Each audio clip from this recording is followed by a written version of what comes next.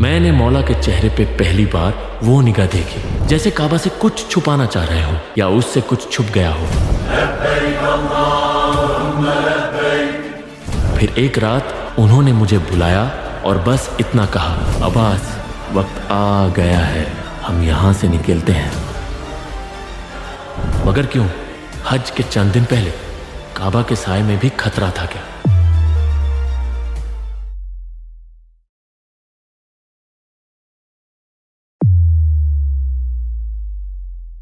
ایک امام نے حج سے فرض کو چھوڑ کر عمرہ کیوں کیا؟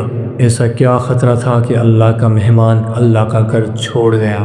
یہ صرف ایک سفر نہیں تھا، یہ ایک فیصلہ تھا جو قیامت تک گونجتا رہے گا۔ مکہ گرم ہے، حاجیوں کا ہجوم ہے اور لوگ احرام میں اللہ کے گھر کا طواف کر رہے ہیں، لیکن اس بھیڑ میں ایک شخص ایسا ہے جس کا وجود صرف کعبہ نہیں، پوری دنیا کا نصیب بدلنے والا ہے، امام حسین علیہ السلام۔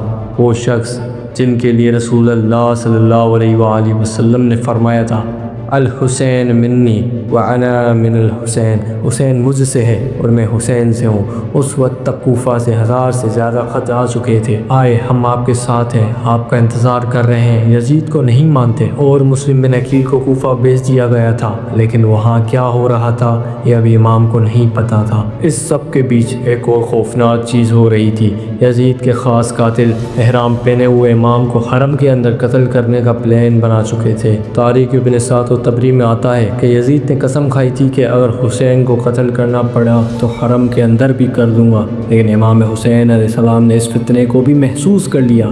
ان کو اندازہ ہو گیا کہ مکہ کی تعظیم بھی اب محفوظ نہیں رہی۔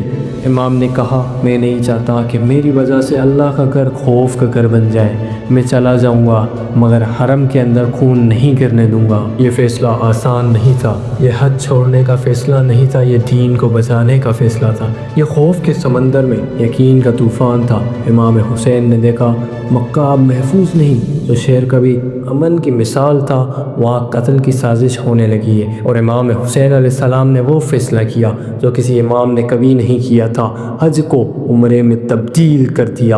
انہوں نے ہجرت کی، لیکن مدینے سے نہیں، اس بار ہجرت ہوئی اللہ کے گھر سے، صرف اس لیے کہ مکے کی تعظیم نہ ٹوٹے، اللہ کا گھر خون سے محفوظ رہے۔ امام نے کہا، میں نہیں چاہتا کہ میری وجہ سے حرم خون آلود ہو، میں جا رہا ہوں لیکن صرف اس لیے کہ حق زندہ رہے۔ امام حسین علیہ السلام آج سے حج کو حج کا احرام کھول کر عمرے میں تبدیل کیا، جسے یوم ترویہ کہتے ہیں۔ یہ وہ دن ہوتا ہے جب سب لوگ مینا کی طرف روانہ ہوتے ہیں، لیکن امام نے الٹا رخ اختیار کیا، کربلا کرو۔ لحوف اور بحار الانوار میں یہ ذکر ہے کہ امام کا یہ عمل صرف ایک سیاسی نہیں تھا، یہ ایک پیغام تھا دنیا کے لیے، جہاں حق کو قتل کی دھمکی ملے وہاں حج سے پہلے ہجرت کرنا ضروری ہے۔ رات کا وقت تھا، مکے کی گلیاں خاموش تھی، لیکن آسمان گواہ بن رہا تھا ایک ایسے قافلے کا جو صرف زمین کا نہیں، تاریخ کا بھی سفر لکھ رہا تھا۔ امام حسین علیہ السلام نے جب محسوس کیا کہ حرم میں بھی اب امن نہیں رہا تو انہوں نے ایک آخری نگاہ کعبہ پر ڈالی۔ ان کی آنکھوں میں ایک روشنی تھی، لیکن اس روشنی میں انتہائی درد بھی چھپا تھا۔ امام نے اپنے چند وفادار اصحاب، اہل بیت اور بچوں کو ایک اخلاقی پیغام دیا، تیاری کرو، ہم نکل رہے ہیں۔ یہ سفر جان بچانے کا نہیں، حق زندہ رکھنے کا ہے۔ حضرت عباس نے کہا، آپ کے ساتھ ہے مولا، کوفہ ہو یا کربلا، جہاں آپ کا قدم ہوگا وہیں ہمارا سر ہوگا۔ یہ سفر صرف مکہ سے نہیں، مدینے سے بھی تھا۔ ایک امام اپنے رسول کے گھر سے اللہ کے گھر تک اور وہاں سے ظلم کے میدان تک جا رہا تھا۔ روایت کے مطابق یزید کے جاسوس مکہ میں امام کی قدم بقدم پیچھے تھے۔ لحوف کے حوالے سے ملتا ہے کہ امام نے رات کے اندھیرے میں صرف اپنے خاص اصحاب کو بتا کر چھپ کر مکہ سے روانگی کی، نہ کوئی اعلان، نہ کوئی شور، صرف وحدت، دعا اور یقین کا سفر۔ مقتل الخوازمی میں آتا ہے کہ روانگی سے کچھ وقت پہلے امام نے ایک خواب دیکھا۔ رسول اللہ صلی اللہ علیہ وسلم نے فرمایا، حسین چنتا نہ کرو، تم جنت کی طرف جا رہے ہو۔ یہ الفاظ امام کے صبر کا سبب بنے۔ جب سیدہ زینب نے سنا کہ سفر کرنا ہے تو ان کا صرف ایک جواب تھا، میں اپنے بھائی کے ساتھ ہوں، جہاں وہ جائیں گے وہاں میری قدم گاہ بھی ہوگی۔ ان کی آنکھوں میں کوئی ڈر نہیں، صرف یقین تھا۔ یہ قافلہ جہاں بھی رکتا امام حسین علیہ السلام کا صرف ایک پیغام ہوتا، میں فساد کرنے نہیں، اصلاح کرنے جا رہا ہوں اپنے نانا کی امت کو جگانے کے لیے۔ وہ جہاں سے نکل رہے تھے وہ اللہ کا گھر تھا، اور جہاں جا رہے تھے وہ ظلم کا تاج پوش تھا، لیکن ان کا رخ صرف ایک طرف تھا، حق کی طرف۔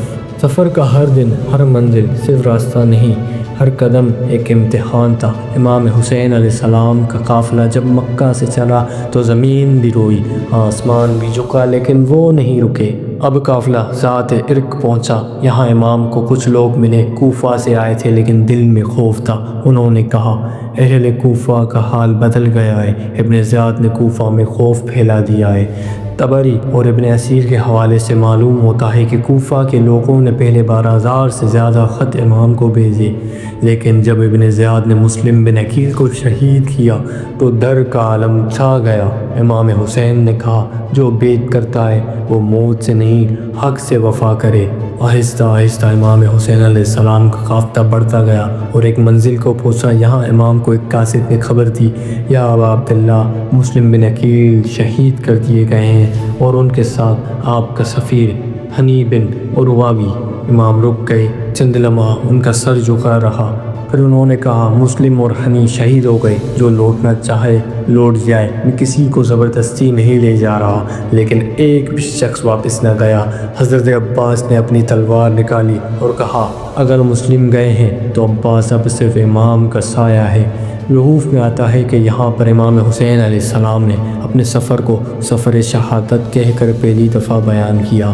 اس کے بعد امام حسین کا قافلہ بین نہلا کی طرف پہنچا۔ یہاں کچھ کوفی مخبروں نے قافلے کا رخ ابن زیاد کو بتا دیا۔ یہ وہی وقت تھا جب کوفہ میں امام کے لیے جاسوسی اور منصوبہ بندی شروع ہو چکی تھی۔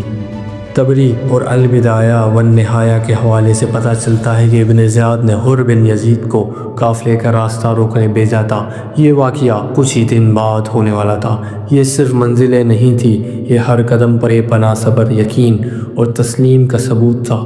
ہر منزل پہ موت نظر آئی، لیکن امام نے ہر بار زندگی سے نہیں حق سے وفاداری کا راستہ چنا۔ پھر وہ منزل آئی، کربلا، گرم ریت، چلتے ہوئے قافلوں کے قدموں کے نشان دھندلے ہو رہے ہیں۔ ایک طرف ہوا میں امام کے کلمات گونج رہے ہیں، میں اس لیے نہیں نکلا کہ فساد کروں، بلکہ اس لیے کہ اپنے نانا محمد رسول اللہ صلی اللہ علیہ وآلہ وسلم کے دین کو زندہ کروں۔ اور دوسری طرف کربلا کی خاموشی، جیسے زمین کسی طوفان کا انتظار کر رہی ہو۔ ریت اڑ رہی ہے، تمبو لگنے لگے ہیں، لیکن آسمان پر کچھ اور لکھا جا چکا ہے۔ لہو ابھی بہنا باقی ہے، تلواروں کا رقص ابھی باقی ہے، اور ایک ماں کا آخری سلام ابھی باقی ہے۔